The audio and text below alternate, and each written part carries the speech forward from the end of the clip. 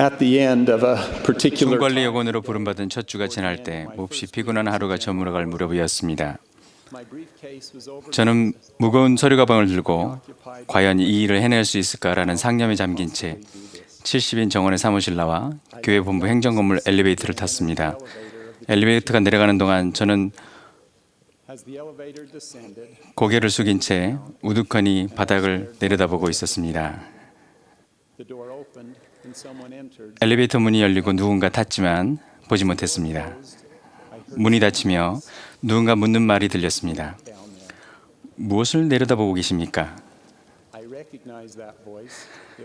목소리를 듣고 몬순 회장님임을 알았습니다. 저는 재빨리 고개를 들고 아무것도 아닙니다 라고 대답했습니다. 그 기발한 대답이 제 능력에 대한 자신감을 불어넣었다고 확신했습니다.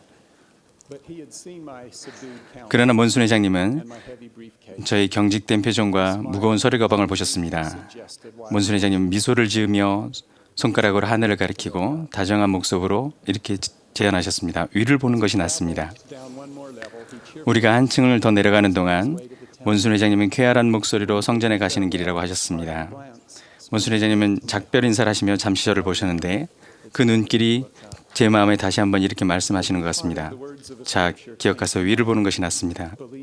우리가 헤어질 때 제 마음속에 경전 말씀이 하나 떠올랐습니다. 하나님을 믿으라. 그가 계신 것을 믿으라. 그가 하늘과 땅의 모든 지혜와 모든 권능을 가지셨음을 믿으라.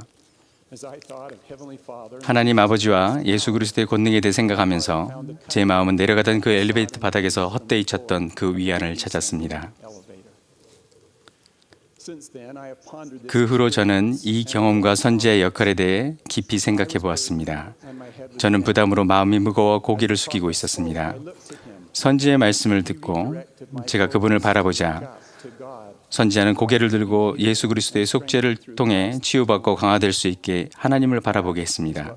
그것이 선지자가 하는 일입니다. 선지자는 우리를 하나님께로 인도합니다. 저는 몬순 회장님이 선지자여 선견자여 계시자일 뿐 아니라 위를 바라보는 원리대로 사시는 훌륭한 모범이심을 간증합니다. 사실 몬순 회장님은 자신의 책임으로 인해 누구보다도 큰 중압감을 느끼시는 분입니다. 그렇지만 오히려 몬순 회장님은 큰 신앙을 발휘하시며 낙관과 지혜, 사람을 향한 사랑으로 가득하십니다. 그분은 할 수 있다와 할 것이다는 태도를 취하십니다. 몬순 회장님은 주님을 신뢰하고 힘을 받고자 주님께 의지하며 주님은 그분을 축복하십니다. 저는 우리가 신앙을 행사하고 하나님을 바라보며 그분께 도움을 구한다면 몬순 회장님처럼 우리가 삶의 무게로 짓눌리지 않을 거라는 것을 배우게 되었습니다.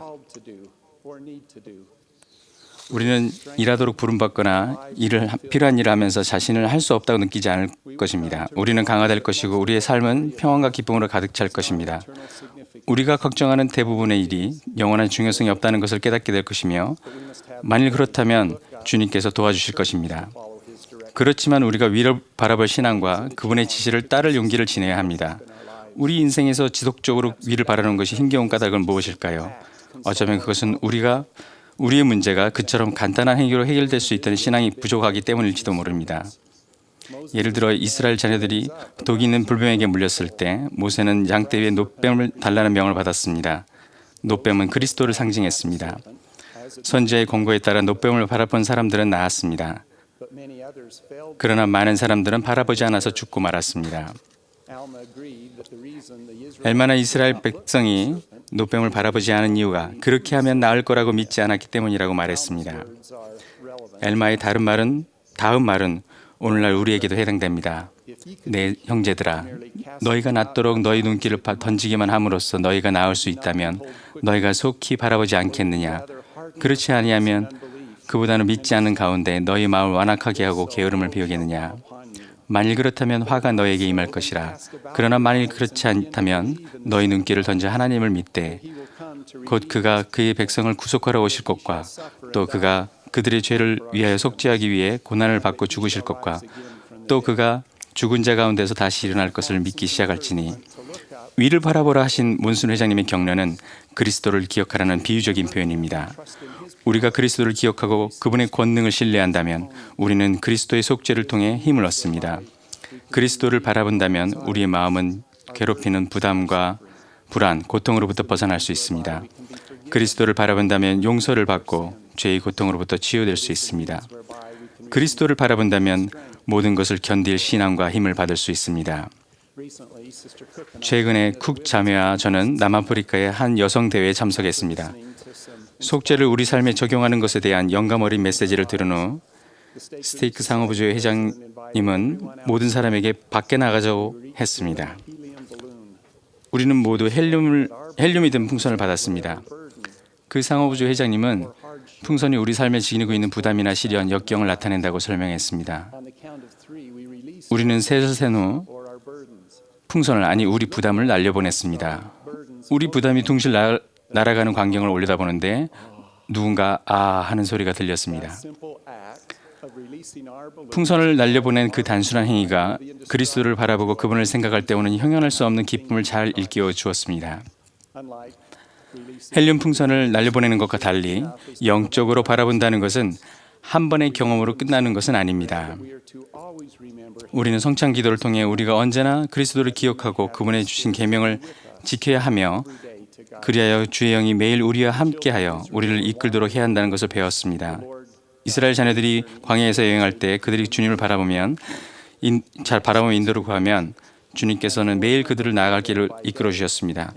출애굽기에 이런 내용이 나옵니다. 여호와께서 그들 앞에서 가시며 낮에는 구름 기둥으로 그들을 인도하시고 밤에는 불 기둥을 그들에게 비추셨습니다. 그분의 인도는 한결같습니다. 저는 주님께서 우리를 위해 똑같은 것을 해주실 수 있다는 겸손한 간증을 드립니다. 그렇다면 주님께서는 오늘날 우리를 어떻게 인도하십니까? 선지자, 사도, 신권 지도자를 통해서, 그리고 우리가 하나님 아버지께 온 마음과 온 힘과 온 뜻을 다하여 기도한 후에 우리에게 오는 느낌을 통해서 우리를 인도하십니다. 우리가 세상의 것을 버리고 회개하고 변화할 때 그분은 우리를 이끄십니다. 우리가 그분의 계명을 지키고 그분처럼 되고자 노력할 때 그분은 우리를 이끄십니다. 인생 여로를 걸어가는 동안 인도를 받고 성신을 끊임없는 동반을 누리고자 한다면 우리는 반드시 하늘을 향한 듣는 귀와 보는 눈을 가져야 합니다. 우리는 인도받는 대로 행동해야 합니다.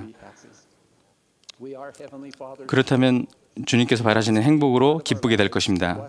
우리는 하나님 아버지의 자녀입니다. 그분은 우리의 삶에 함께 하시고 축복하시며 돕기를 원하십니다.